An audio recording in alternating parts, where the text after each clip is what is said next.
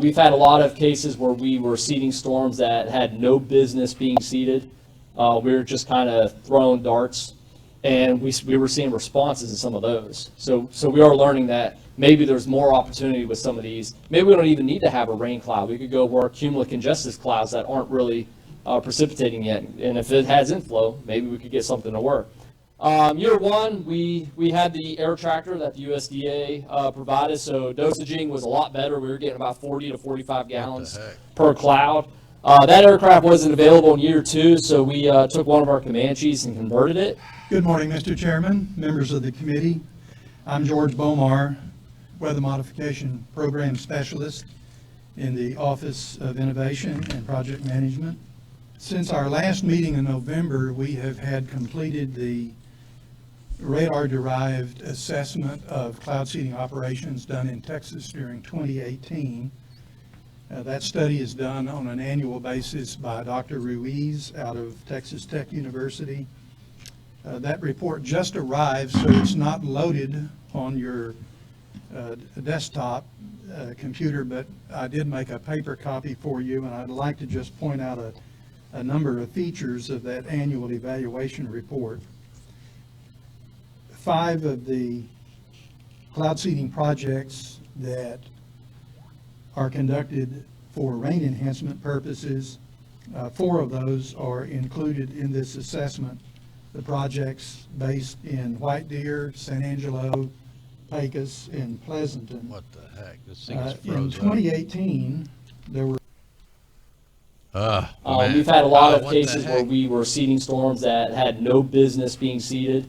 We were just kind of throwing darts, and we were seeing responses in some of those. I don't know what's we've going had a lot. on. What the heck, man? We've had a lot of cases where My scene. we've had a lot my of scene cases is where in the we wrong were seeding place. storms that had no business being seeded.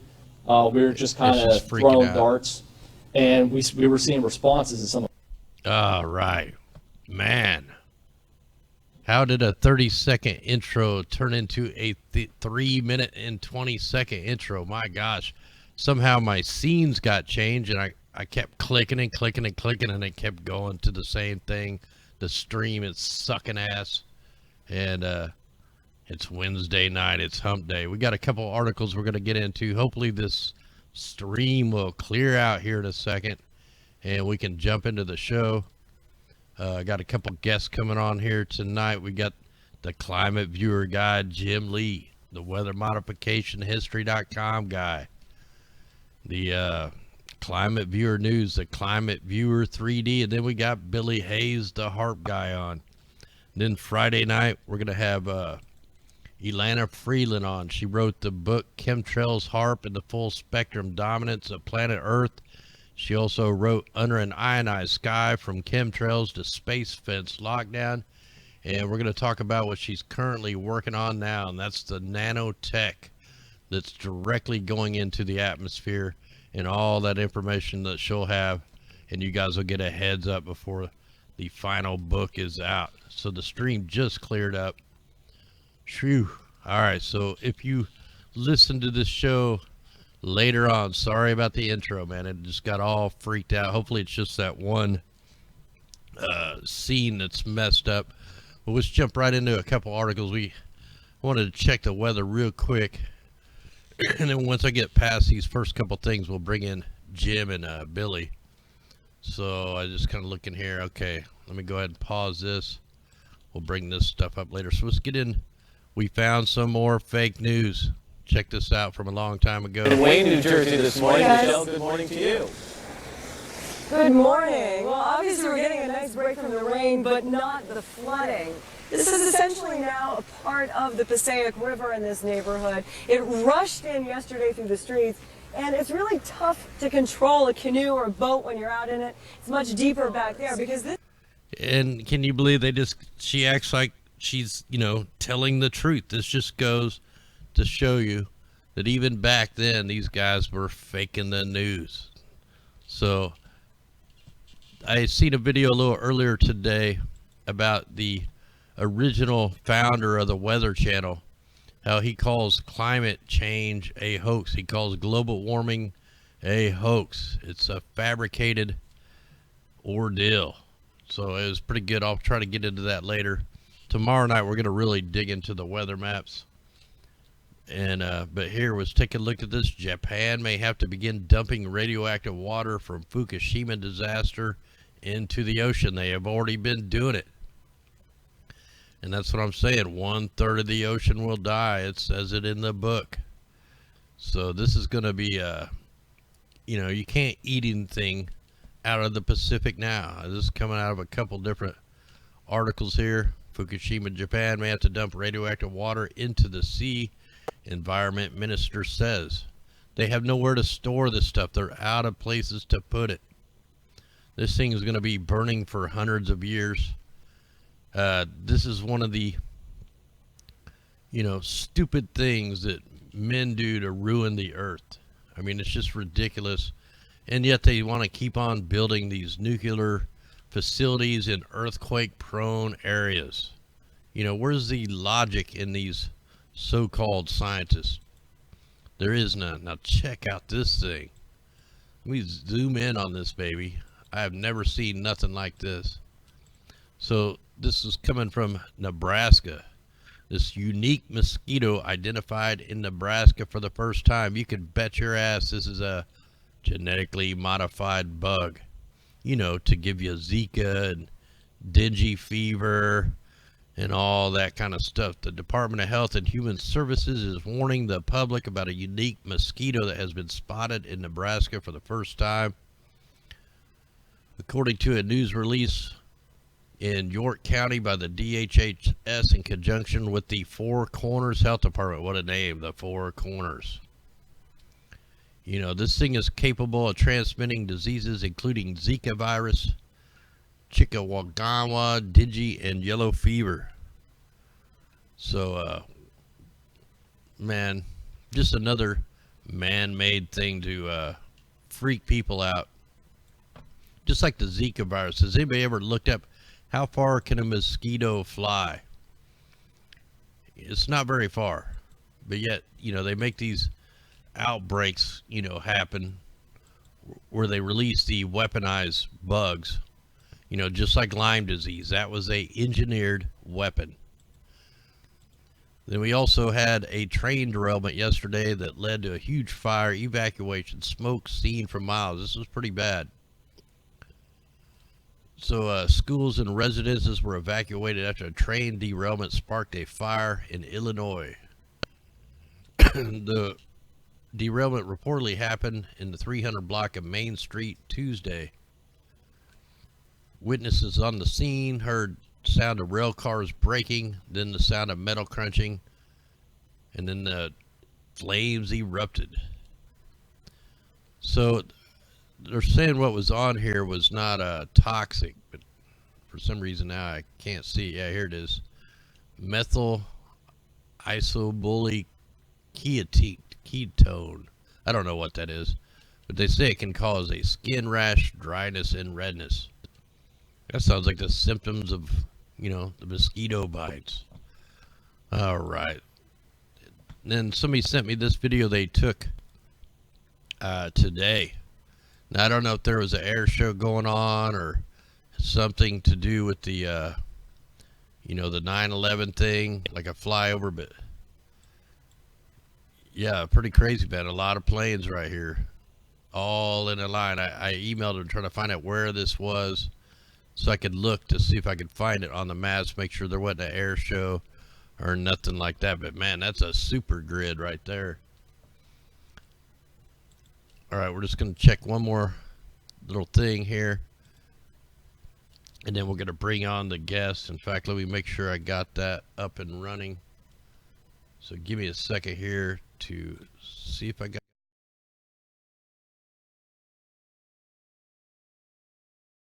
it running. I can't remember if I closed it out. Some nights, man, it's just really hard to get these shows up and running. So let me try to get this going, and we'll get that going, and hopefully this will work out here. So here we go. Let me try to get them into the show. and I can't turn the sound out, so it's going to probably be loud. So I'm giving you a warning right now.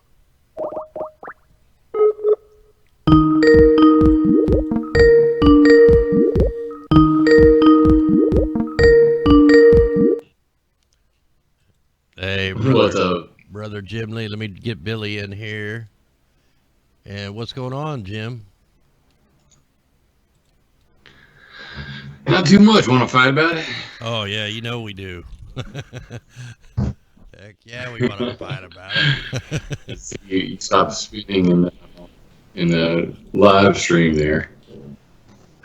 Yeah, I mean we barely can pull these shows off. So I mean, any night that we can get through is a good night.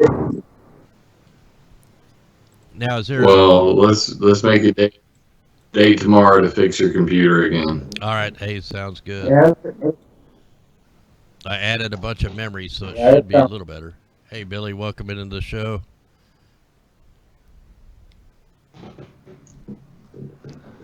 What's up, Billy? okay, well, I'm here. I'm just going to mute out anytime I ain't saying nothing because that seems to be the way we're going to get through this tonight. Now, is there anything you're wanting to screen share or anything there, Jim? Oh no, I'm gonna do a show. I'm waiting for you to get done tonight. I got a late start, and I'm gonna do a show after your show. But basically, the Weather Channel has put out an article, June 28, 2019. Global warming caused by airplane contrails poised to increase, new study says. And I'm gonna rip that thing to shreds. But Right on. I've been busy working on a new version of Climate Viewer 3D. We talked about it briefly, and obviously working on my other websites. I've got a lot of updating to do. I basically took most of the summer off to play with my kids, and just got back from the beach with my daughter. She just turned 10, so we went to the beach for 3 days. And that's when I called you from the beach and was like, hey, let me fix your computer because it's wonked up again. Hopefully we'll get it back to where it was. Oh yeah, I got some extra hard drive space now and some extra memory, so we should be able to get it running a little better there.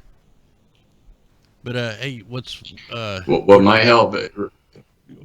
Kill your video feed on Skype real quick. That'll help you with your bandwidth. Like turn your webcam off or whatever on your Skype. there? I got it. Yeah, that'll help with your bandwidth. All right, so what's up, guys? What do you guys want to talk Perfect. about tonight? Well, I mean, since we got Billy Hayes, the Hart man, in the house, why don't we talk a little bit about Hart and what's going on with the ionosphere? Hey, that sounds good. Hey, Yeah, we can. Hey, and there is a lot of people ask me there, Billy, is there like a schematic of that antenna that you were talking about building? Is there some way to get a schematic or something on that? Because they keep on saying every time they rotate a frequency, whether it's 100 kilohertz change the frequency, you have to change the whole antenna system, the whole ground system. So it's basically speaking, it's just a quad, and it was designed. The actual quad was designed by him. Okay. I'm trying to remember his name. I think his name is like Boston or something. Yeah. Boston. That sounds like it. Your audio's not coming in very loud there, Billy. Are you close to the mic or? I'm as close as I can get. I'm on the edge of the wheelchair here. Oh, that's a little better. That helps. Yeah, you get a little muffled out there. We need to maybe send you a good microphone or something. Maybe I'll have to come pay you a visit and hook you up. Well, Yeah, you could probably get a Bluetooth microphone for that thing. Sending some teeth, that's my problem. I have no teeth left anymore. They knocked them out during that that helicopter flight. so hey, Billy, didn't you work on Gem Creek? I'm sorry, Jim, say again?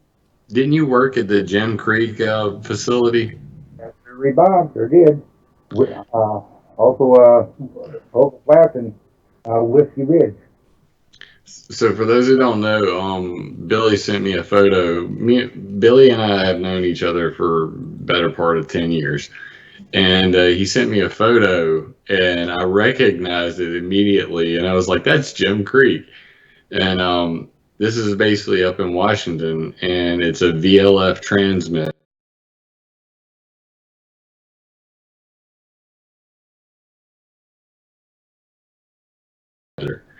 So a lot of people get these confused.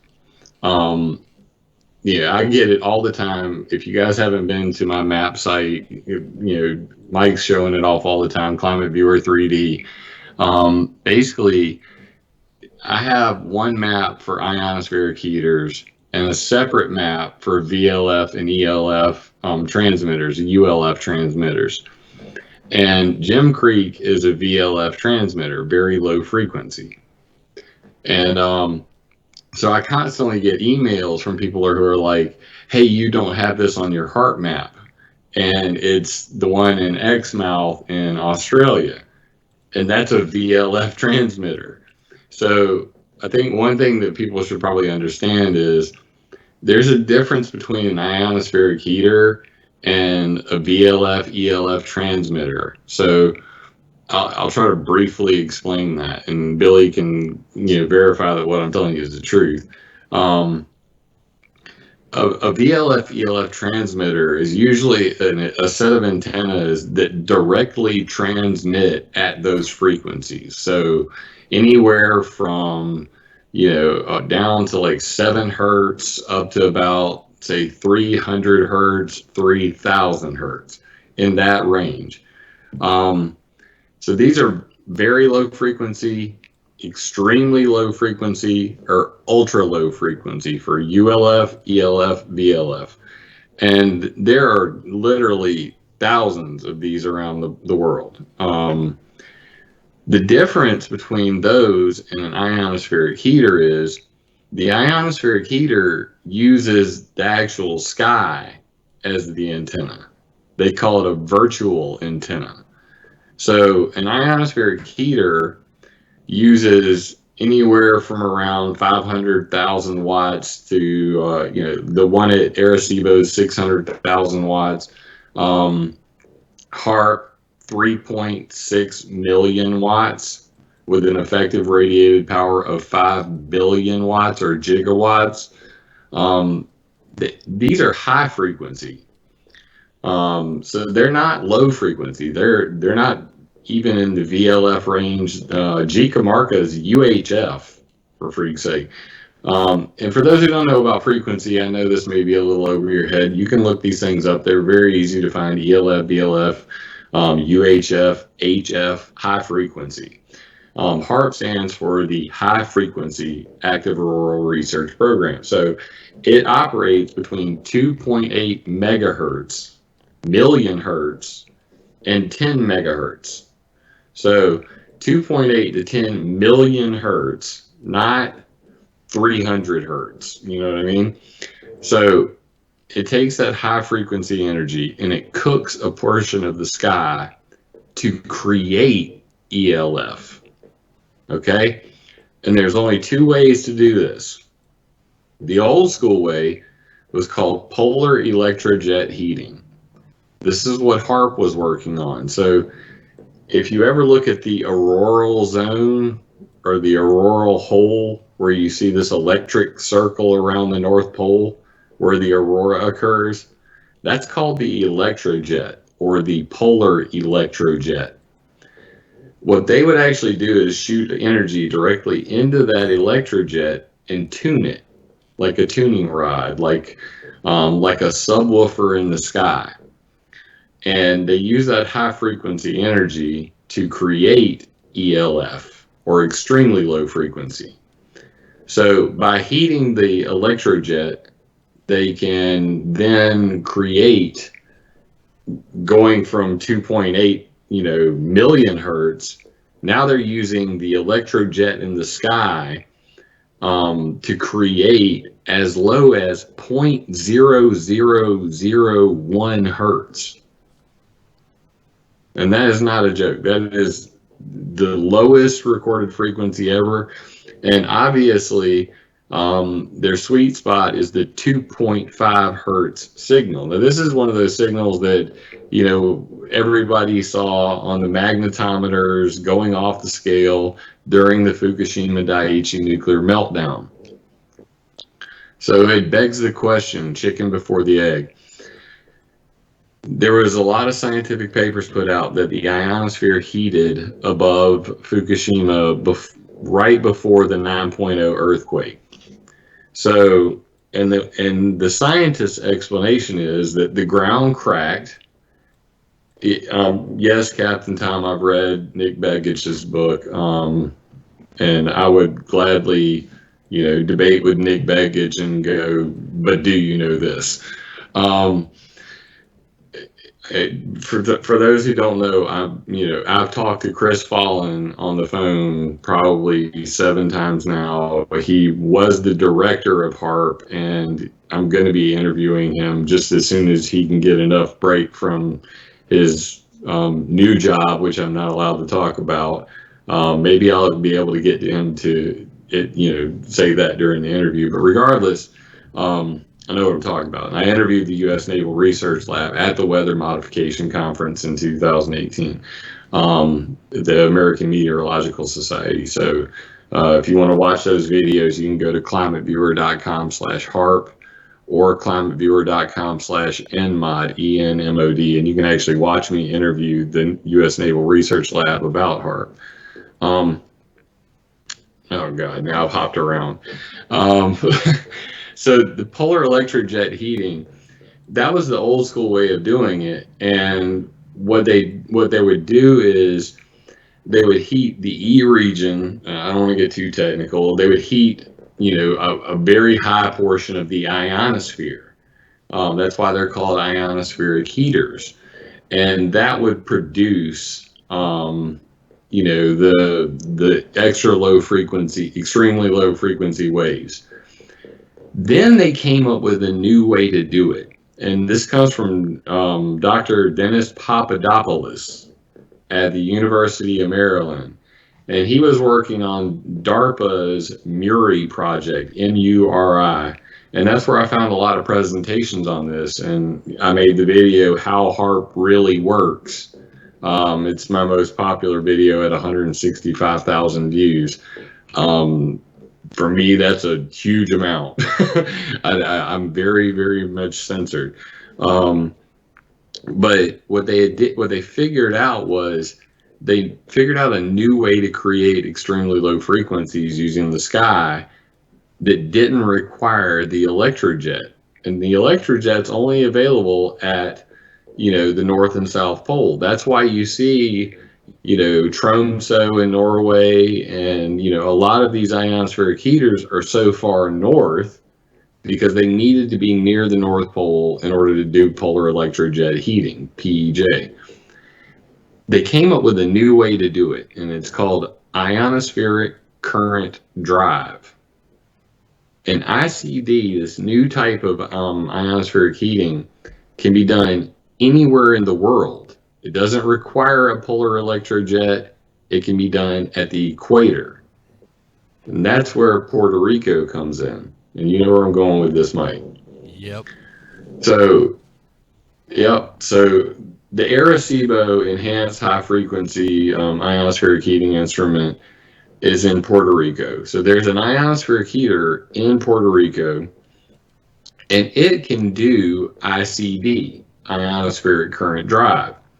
Now, what's different about ICD than PEJ is that they heat an even higher portion. They heat the F region of the ionosphere. And that creates what's called magnetosonic waves. I know all this is really technical stuff, but trust me, if you really want to know the truth about this stuff and be able to talk to scientists and change the world, you're going to have to understand this language. You got to speak their language. You got to understand this terminology. So, if you're unless someone like you cares a whole awful lot, nothing's going to get better. It's not. So you better learn some big freaking words. So ionospheric current drive, they heat the F region of the ionosphere. It creates magnetosonic waves that come down in the atmosphere to the E region, a lower portion of the ionosphere. And then that creates the ELF waves. So they're actually heating a higher portion of the ionosphere that then creates like a baffle, if you've ever been in a Chevy Blazer like I had. I used to do sound offs when I was a child. I'm a teenager, and I worked for Power Audio here in town in Sumter, South Carolina. You could feel the pressure waves coming off the subwoofers.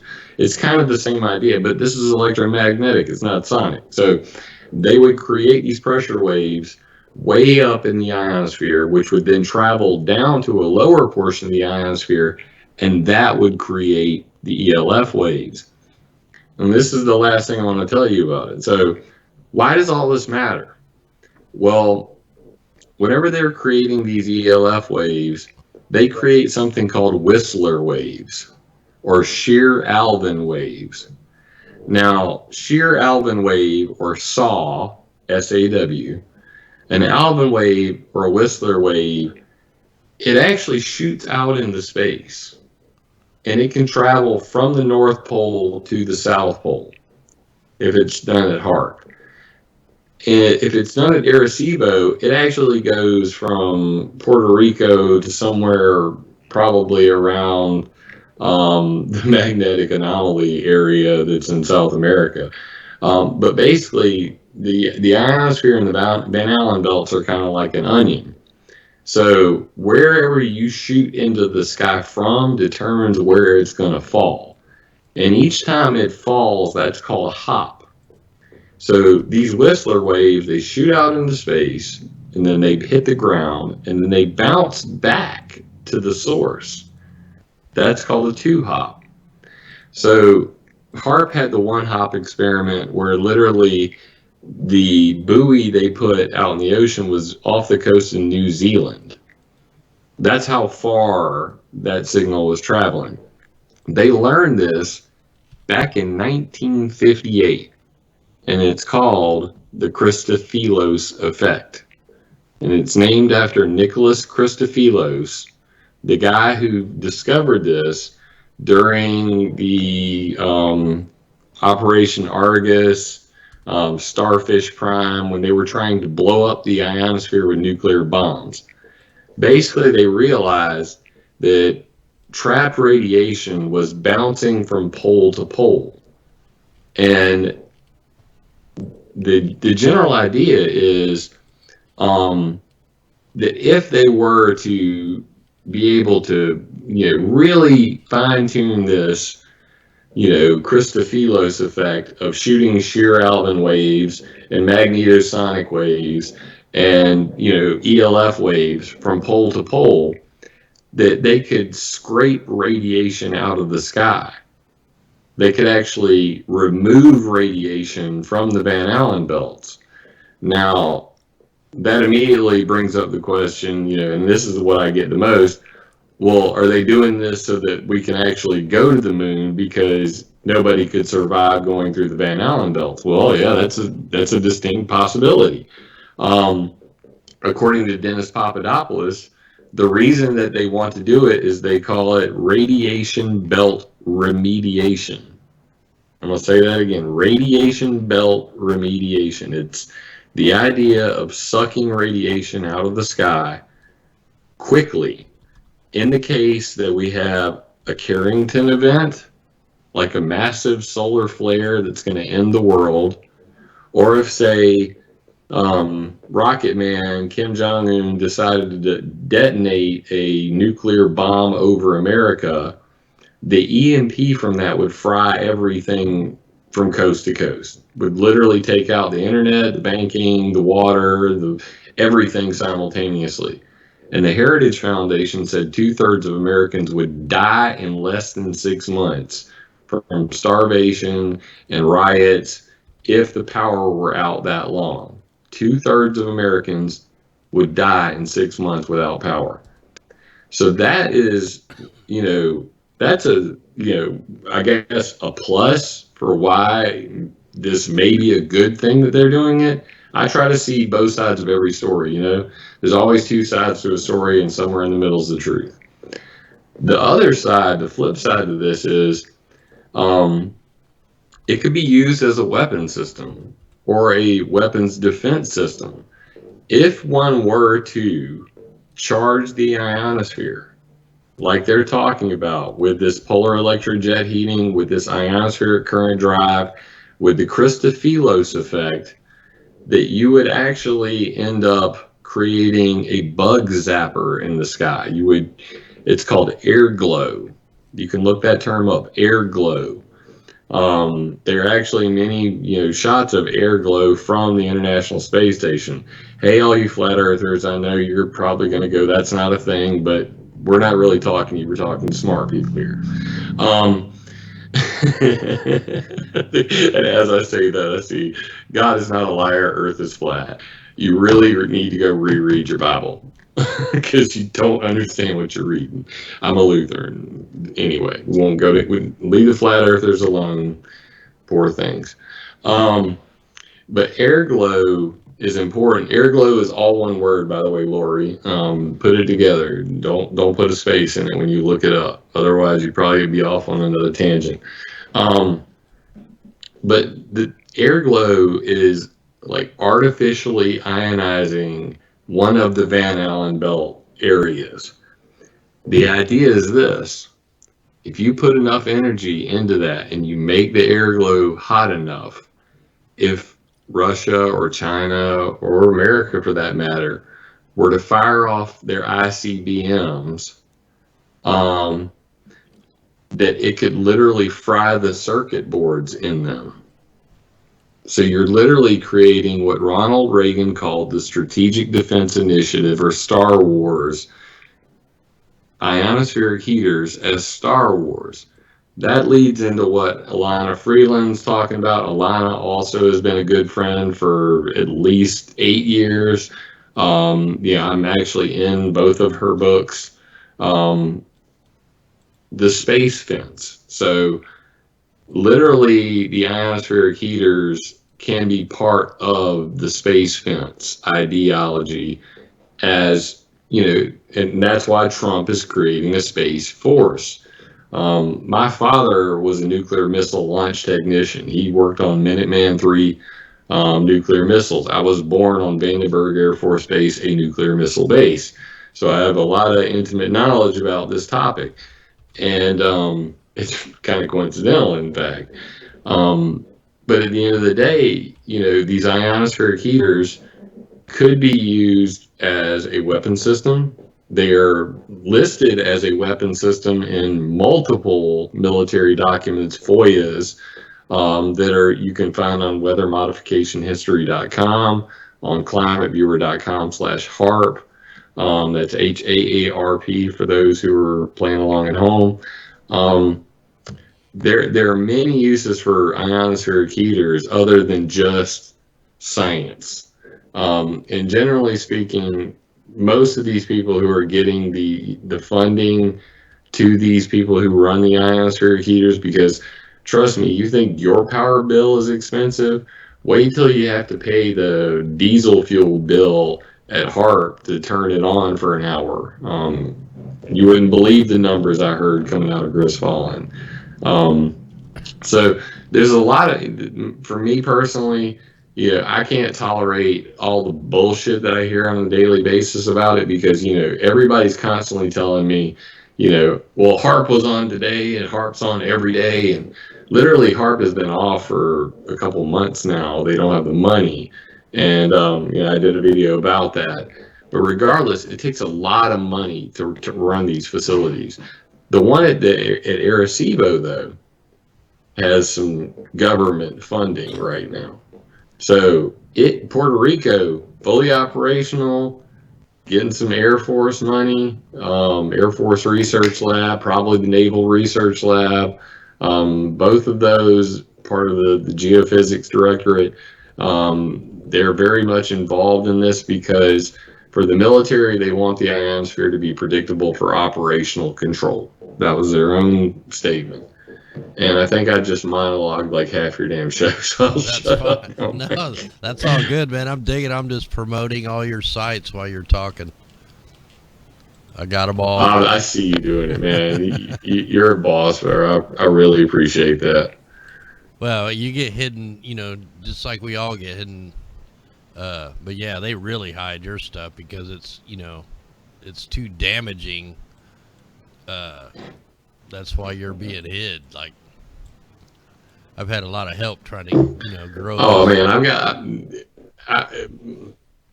yeah, my NSA map is probably what's got me in more trouble than anything. The Five Eyes of the NSA Stone Ghost Network.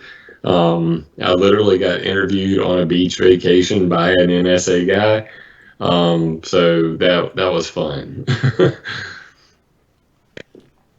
So, hey Billy, what can you expand on anything? Jim's awesome. You can't really like top that hardly, but I bet you could though. You've been there, so. No,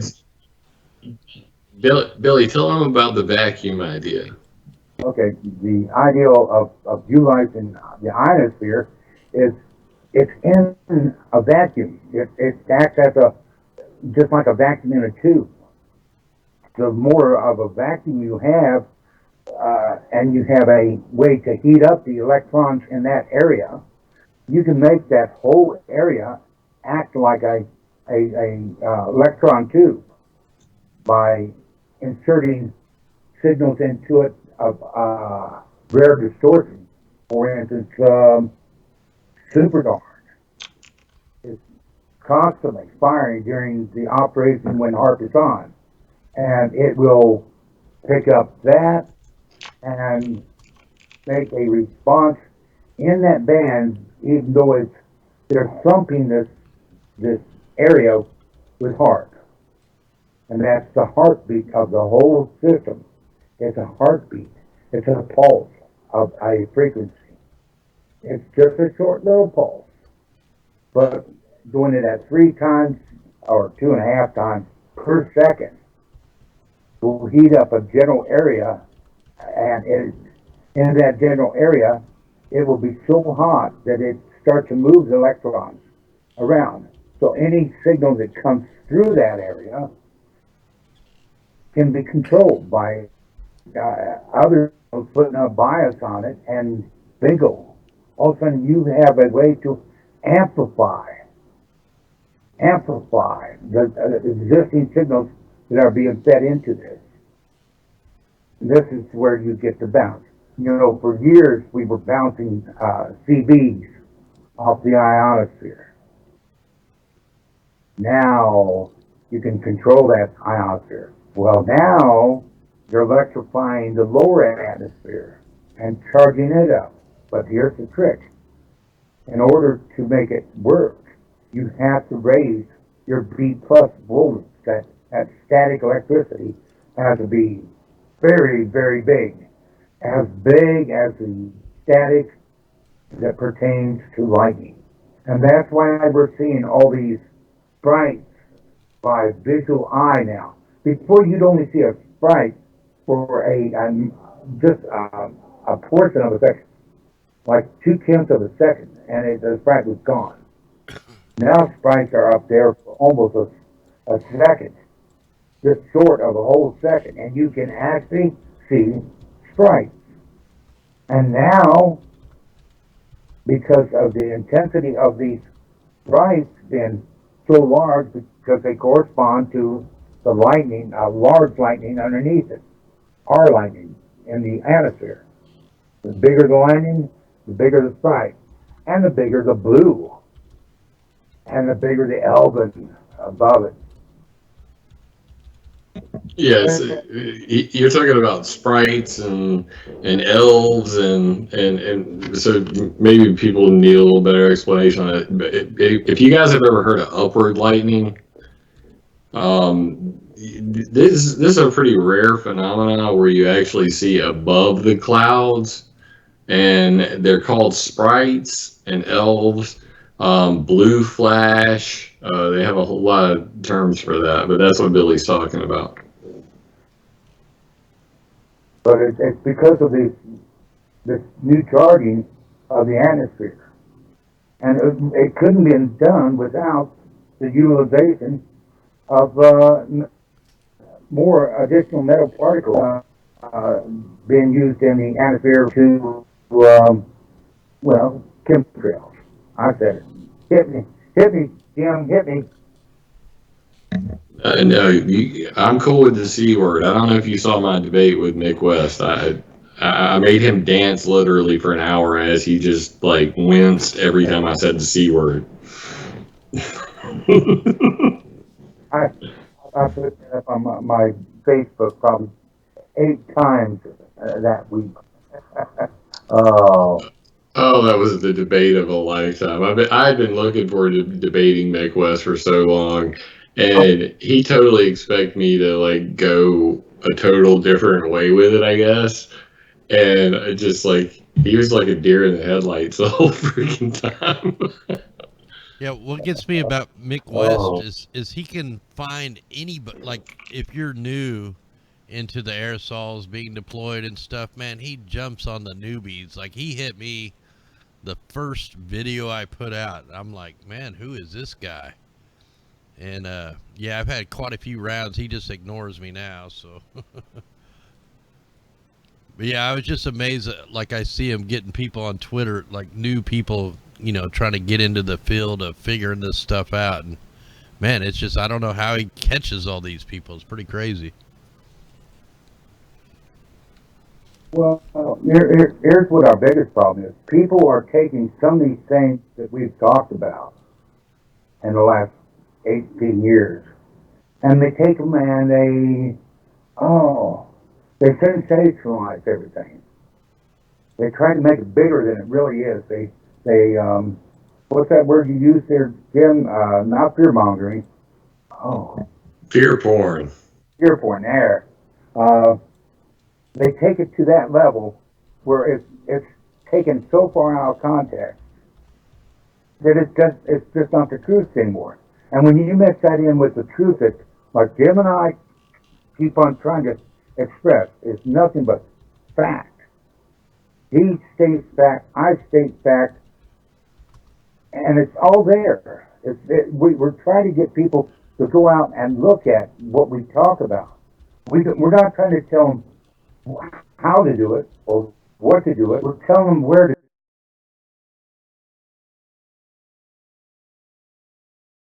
go to find out these things on their own. Because, you know, we only give them the facts. Yeah, because you can teach a man to fish and he can eat for a lifetime, and that's really what this is all about. You know, I'm only one man, Billy's only one man, Mike is only one man, and you know this whole social media experiment, this idea of being live on YouTube and putting up with all the censorship and dealing with all the fake sock puppet persona management, you know, accounts. You know, the infidels, as I like to call them. It's tough, but you do it because, you know, the more people learn the truth about all this, and not, you know, the glamorized, you know, I'm gonna drop an F-bomb here, but like I tell people, I'm not your info fucking tainment. That's, I mean, that I'm not here to info fucking tame you. If you want to go be entertained and you want somebody to scare the hell out of you because you're addicted to fear porn, a lot of people are addicted to fear. You know, man catch fish, woman clean fish. Not in my house, brah. My wife can cook the hell out of one though. But yeah, honestly, there are a lot of people that know, you know, whether it's makeup, whether it's, you know, diet pills, you know, whether it's computers. IBM started, you know, the whole, you know, ideology behind this. If you go to climateviewer.com/propaganda, you can read all about that, and I'll drop the link in chat. But I I got it right here. Basically IBM started, it's called fear, uncertainty, and doubt. Okay, FUD. And, fear, uncertainty, and doubt is a tactic used in sales, marketing, public relations, politics, and propaganda. And FUD is also what was used during the MK Ultra experiments. And the idea is that if you create enough fear, uncertainty, or doubt about a product, about a person, about anything, that you can change people's perception. And perception is reality. So from the fake news to, the fake activists, and there are a lot of fake ass activists on YouTube who use FUD on a daily basis. They use fear, uncertainty, and doubt because they know that it sells. They know that it'll up their numbers. Shit, if I wanted to, have 300,000 subscribers, I could start scaring the hell out of people right now, today. Like, just start making it as scary as possible and not give you any of the links. And, I'd be, filthy rich. But I don't do this to be filthy rich. I do this to try to get the truth out there, to try to give you just the facts minus my my personality. Well, my personality is all laced in this thing, but minus my perception. You know what I mean? Like, I don't speculate a lot unless somebody asks me to, and whenever I speculate, I tell people it is my belief that I think that. I don't go, this is the fact, and I say it in a very scary voice, and I've got dark, deep music playing in the background, and you guys should be so scared, and I beat on my chest like I'm freaking Alex Jones. There are plenty of channels for that kind of shit, you know what I mean? And the thing I appreciate about Mike is Mike's a good old boy, just like me. Billy's a good old boy. Alana, she shoots from the hip. I've got a small community of people that I trust, and it gets smaller every year. But luckily, Mike's good people. Billy, I've known for long enough to say I know Billy's good people. I know Alana's good people, and I don't really recommend people very often. Another one of my favorites is Christopher Fontenot from A Microwave Planet. He retired and gave A Microwave Planet to me, and of course I hate Facebook, so that's kind of a conundrum. But regardless, like there's a dedicated few that are out there really pushing the truth on a daily basis, and there's a real beautiful quote about that. And I guess apparently the other night you said when we were talking that it was actually being live streamed, and I didn't realize it. And John was giving me shit saying that I sounded defeated. So to flip that frown upside down, I want to leave you guys with this quote, and I want you to really let this burn into your head. Never doubt that a small group of thoughtful, committed citizens can change the world. Indeed, it's the only thing that ever has. Never forget that a small group of thoughtful, committed citizens can change the world. Indeed, it's the only thing that ever has. And you are that small group of committed citizens, I hope. So that's why we do what we do. That's why we want, to spread the word. And I think that, despite the fake accounts, despite all the attempts, there's John, right back at you. I got your email, dude. You were preaching to the choir, man. This guy's never defeated, man. I don't give a damn how bad it gets. I don't care how long it takes. I'm not in this for the sprint. I'm in it for the marathon.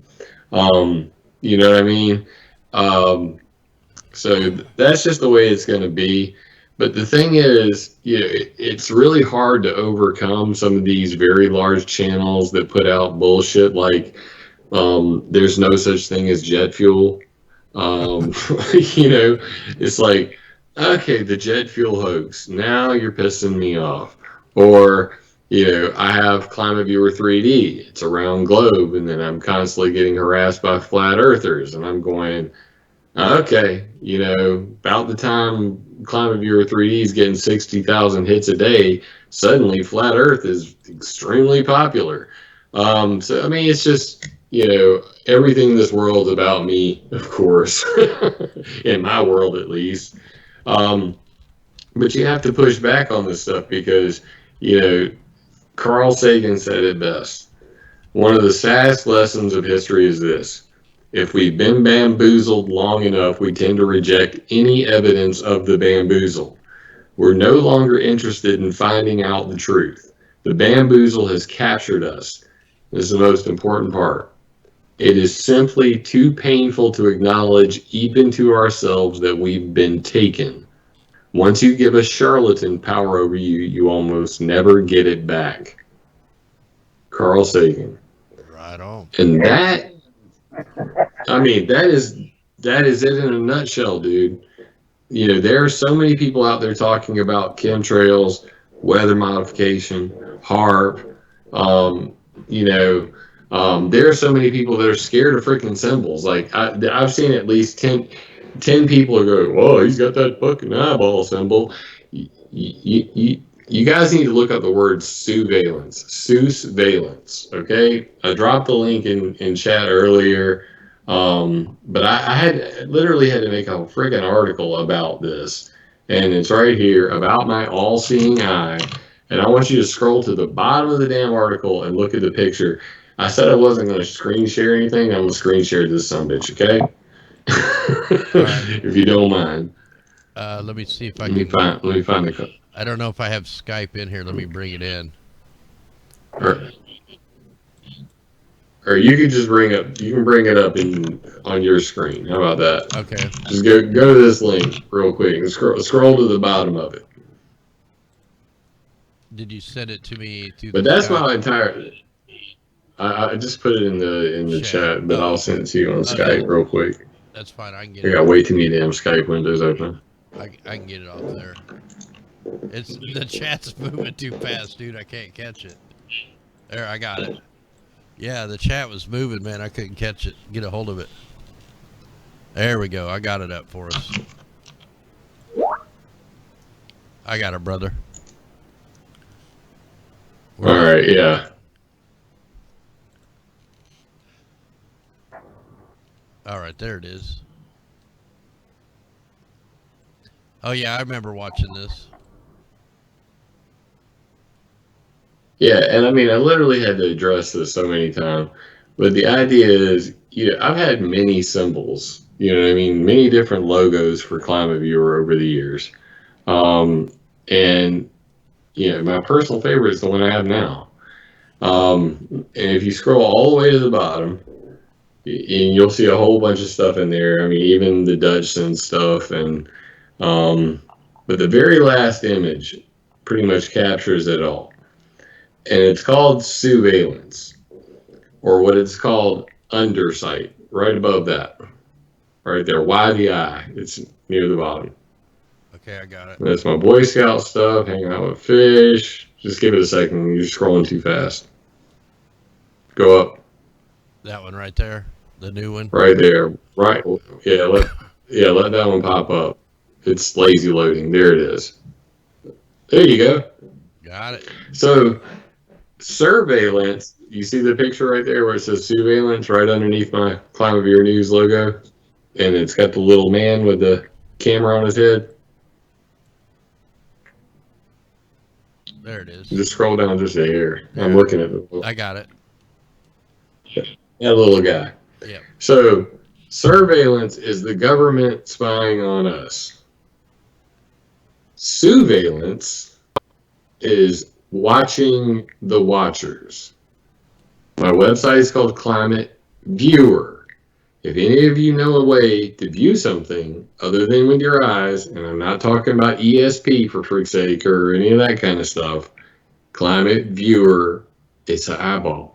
Okay? I think it's a great logo. In fact, most of you may not have even noticed that the blue part is a C and the green part is a V. Whoa. Whoa. Anyway, undersight, inverse oversight is surveillance at a high level, e.g., citizen undersight, being reciprocal to a congressional oversight committee or the like. Inverse surveillance is a subset of surveillance with a particular emphasis on watchful vigilance from under. So we're the little people, okay? And the idea behind surveillance is that we are watching the watchers. So why do I have an eye? Because I see everything. I've been on the internet since I was 12. I am 42. I've been on the internet for freaking 30 years. I was a member of Anonymous. I know how to hack. I have been all over this. I've been to the butthole of the internet and back. And that's way past 4chan. And what I've learned about, spying and all this stuff is that, we have to watch the watchers. We need more people to be watching the watchers. But there are so many people who are addicted to fear, who are addicted to numerology, symbology. The interesting thing is, it's like, around here, I live in my hometown, Sumter, is 60% black people. So black people say to each other, nigga this, nigga that, nigga this, nigga that. And the idea behind that is that's called disempowerment. It takes the power away from a thing. The same is true of all symbols. You can take power from a symbol by making it your own. If we wanted to, simply by defining the New World Order as what we want it to be, suddenly the New World Order would be us, and it would mean something totally different. Now that's way too high level for most of the people on YouTube. I'm gonna show that. I don't care. You crank me up, Blue Girl. Automatically held for review. That's a shame. I suppose you should have let that one roll. People are way too sensitive. Yeah, freaking SJWs. Yeah, I think they're just getting trigger happy from all the other stuff. Well, I suggest you watch some Steven Crowder. There's no such thing as hate speech. Changed my mind. But literally, who's speaking? Jim Lee, climateviewer.com, Sumter, South Carolina, Sumter Sack, Kakalaki. And yeah, the general idea is, and then you can see there's when I was an Anonymous, I was known as Resonated. I actually got more hits when I was Resonated than I do now in Climate Viewer. But those are my old websites and everything. But yeah, dude, it's crazy how people are really addicted to fear, and something as simple as an eyeball can literally set people off. And I literally had a film producer who's like, "You have got to change that logo," and I said, "I'll be damned if I'm changing that logo." And that's just the way it is. These are all logos I've made for other people, including there's my old eyeball. Right there. That's the old eyeball. That's the original Climate Viewer News eyeball. I designed that one years ago. But that's Climate Viewer News. And I talk about it: pollution, privacy, and propaganda. And the three are related because if you talk about pollution, whether it's geoengineering, chemtrails, plastic in the ocean, or climate change, they're going to violate your privacy, and they're going to make up propaganda about you. And fear is the mind killer. Fear is a weapon. It's at the top of my propaganda page. Famous words from a green little dude. Fear is the path to the dark side. Fear leads to anger. Anger leads to hate. Hate leads to suffering. That's why, I try to say my channels are a no fear zone. I was saying no fear long before Suspicious Observer ever said that crap. And then when he started adding it to the end of every video, I was like, I'm not gonna. I will. If you have nothing nice to say nothing at all. Oh, Well, you got Please anything? talk, Billy, before I say something. Yeah, you got any? Put my foot in my belt. You got anything to add there, Billy? Before we got to go here, we're about ready to close the show out. So you want to drop any more knowledge while we're here? heavens, no, I don't want to. He had things so perfect tonight, verbatim. He said everything I want to. Well, I guys, appreciate that, Billy. I want to thank you guys for coming on the show, and I want to make sure everybody out there. I want to make sure everybody out there subscribes to Jim Lee's YouTube channel. You check out the climateviewer.com. Check out his YouTube channel. Links are in the description. Weathermodificationhistory.com and Climate Viewer News. And then, heck, you can't forget the climateviewer.org 3D. And we'll have these guys back on the show again. Tomorrow night, I'll probably just do all the weather. I got to get caught up on the weather, man. You can't keep up on this stuff. And while I'm right here, I want to... Just go back to the map real quick. The other night you were wondering what those are. The Ground Wave Emergency Network, GWEN. Ground Wave Emergency Network. That's those 300 hertz transmitters, little yellow and black circles. Okay, yeah, I'll do that. I was watching your show the other day. But want to shout out there to Bamboo out there, D&D Unlimited, and Gina McGlone. Hey, thanks. Much love out there. And then also from the PO, I want to thank Miss Connie and Miss Loxy. That helps keep us running, keeps us going. Thanks, guys, for coming on the show. We're going to play a song called Rise to get us out because we need to rise sometime, man. It's like Jim said, there's just a small handful out here can make a difference. You can make a difference by sharing. Everybody sub to everybody, man. We need to grow everybody's family big time because, I mean, that's what, we need a lot of people out here aware of everything. Anyway, guys, much love. Thanks for coming on here. And you can check out Billy out on Facebook. You got a YouTube channel, Billy? No, it's there, but I don't know how to do things like that. All right, brother. Well, we'll get the Facebook link on here if you want that out there, and if not, we'll do some more shows anyway. We'll get all the information out we can, man. It'll be an information overload. Like everything Jim said tonight, you're gonna have to go back and listen to that show 5-6 times to pick all that stuff out. That's why he's got the best resources on the planet, and he deserves acknowledgement on that stuff. So, all right, guys, I'm gonna. I got one more. Sure. Can we get one more quote in before we go? That's right. Because this is the quote of the century. And I know that you guys, some of this stuff's over your head. Some of it may be very technical, but knowing is half the battle. And I want to leave you with some pretty important words other than attack ideas, not people.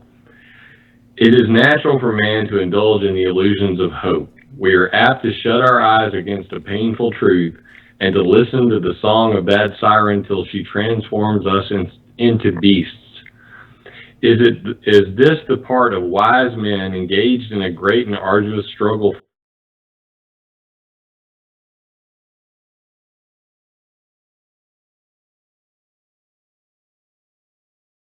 for liberty? Are we disposed to be of the number of those who, having eyes, see not, and having ears, hear not the things which so nearly concern their temporal salvation? For my part, whatever anguish of spirit it might cost, I am willing to know the whole truth, to know the worst, and provide for it. Patrick Henry, 1775. Wow, amen. to And that. you guys are the ones that need to know the truth, the whole truth. And no matter how much it hurts, you need to keep pushing. Because never doubt that a small group of thoughtful, committed citizens can change the world. Indeed, it's the only thing that ever has, and you are that army. You're that small group of people, and it's people like Mike that work on a daily basis. I cannot do what Mike does. That's why I appreciate Mike so much.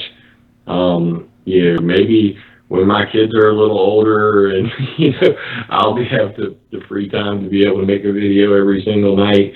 But props to you, Mike. You're the boss, and I appreciate you doing what you do. And I appreciate everybody for tuning in and listening to this Southerner rant for an hour or so. Hey, and don't forget, he's going live here in a few minutes. So post your link there, Jim. I'm going to put it on the exit music here. Much love, everybody. Eyes to the skies, no fear. We'll keep on fighting. Anyway, guys, much love. Armor up. Let's hit the song Rise. Amen. Amen.